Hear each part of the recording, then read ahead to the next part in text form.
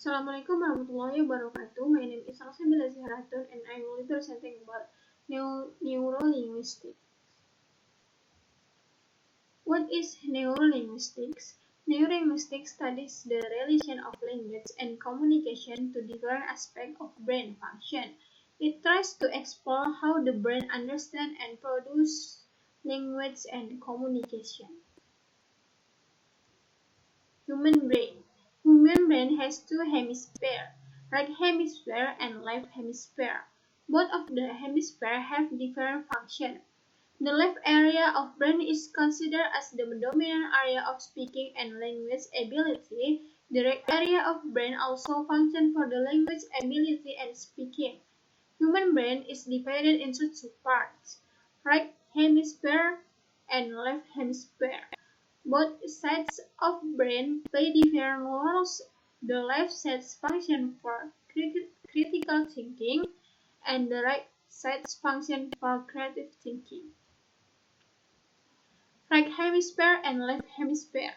Right hemisphere involves music, fantasy literature, painting, and understanding of certain experience. The right hemisphere also has particular function. This hemisphere is able to use language well by giving the intonation, staging the uttered tones, using gestures, hand movement, and facial expression as the way to make listeners deeply understand the thought and feeling that have been expressed. Left hemisphere manages the process such as language, logic, mathematics, writing, and understanding of the pleasant experience. The linguistics specialty is located on the left hemisphere of brain. This hemisphere functions in monitoring the grammar ability, understanding the other's utterance, naming objects, repeating something, reading, and writing. Relation between brain and language. Based on the structure and the orientation, when the input is received in the form of utterance, the sounds are heard by temporal earlobe, especially primary hearing. After the input is received, it will be detailed, digested, and rehearsed. The language sounds will be sent to Wernicke's area to be interpreted. In Wernicke's area, the language sounds are going to be separated into syllables, word, phrases, clauses, and sentences. After interpreting and understanding the actual message of the sounds, there are probably two ways. If the received input doesn't need to be conceived, the input will be kept in the memory. If the information needs to be conceived verbally, the interpretation will be sent to Broca's area through corpusculus. In Broca's area, the process of recognition starts. After understanding the language sounds, Broca's area sends the message to the motor cortex to be implemented. The implementation process in the motor cortex is not moderate. For the basic utterance, the minimal 100 muscle and 114 chains of neuromuscular get involved in the process. The motor cortex considers not only the sets of words but also the sets of sounds and features from the sounds which are uttered. Then, the input will be directly sent to Broca's area when the input needs verbal comprehension. If the input is a visual illusion, the input will be sent to the parietal lobe to be processed to the visualization. Global aphasia. Definition of global aphasia states that people who suffer global aphasia experience complex difficulties due to damage to the entire left hemisphere. They are usually poor in speaking spontaneously and cannot listen and repeat the sentences. Another research also states that global aphasia is extreme impairment or loss of language ability in all input and output modalities. It means that the individual who suffers of global aphasia has poor language comprehension as well as the inability to speak or write. Character of global aphasia. People who suffer global aphasia have many characteristics that we can know from their language.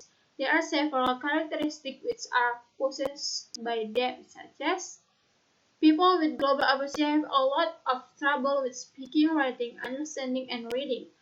Speech either mute or effortful with repetitive vocalization of single words or syllables. Reading and writing. Writing is not possible. Reading comprehension worse than listening comprehension. People with global aphasia have severe communication difficulties and may be extremely limited in their ability to speak or comprehend language. When trying to communicate something else, naming, repeating, and auditory comprehension are extremely impaired. Causes of global aphasia. Causes global aphasia is usually caused by injuries to language processing areas of the brain, notably Wernicke's and Broca's areas. Many times the cause of the brain injury is a stroke. It occurs when blood is unable to reach a part of the brain. Brain cells die when they do not receive their normal supply of blood, which carries oxygen and important nutrients. Other causes of brain injury are severe blows to the head, brain tumors, brain infection, and other conditions that affect the brain. Effect of global aphasia. There are many effects that can come to global aphasia patient. It can happen because the injury of the brain. One of the effects is hemiplegia. Hemiplegia is the condition that can make somebody only can paralyze on one side of their body. This condition also happens after someone gets stroke. Other effect is facial apraxia. Facial apraxia makes somebody have difficulty in coordinating facial movements. In addition, the person with global aphasia will have unstable emotion. They cannot regulate their emotion. Furthermore, depression and feeling of sadness may result directly from their brain injuries. It can happen because they are not able to respond and they lose their ability specifically in language. Other things of the effect from global aphasia is related with language ability, like can produce word, can not produce word, cannot speak or write.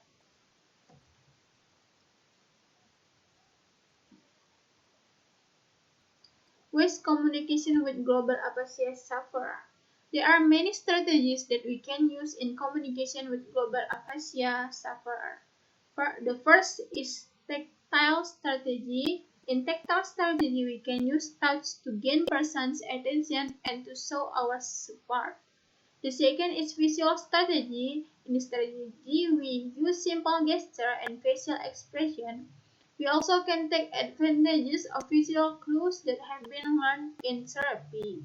The third is simplified speech strategy. When we speak with global aphasia sufferer, we have to minimize distraction. We also have to speak slowly using simple words in a tone that is appropriate for response. We also can try to let the person speak for him or herself. The last is combination strategy. In this strategy, you can reinforce your speech with visual methods. For instance, you can couple in visual hello with the greeting and point to objects as you talk about them. In addition, by reinforce our speech, we may be helping the person to make associations that he or she will use in the future. That's all of my presentation. Thank you. Assalamualaikum warahmatullahi wabarakatuh.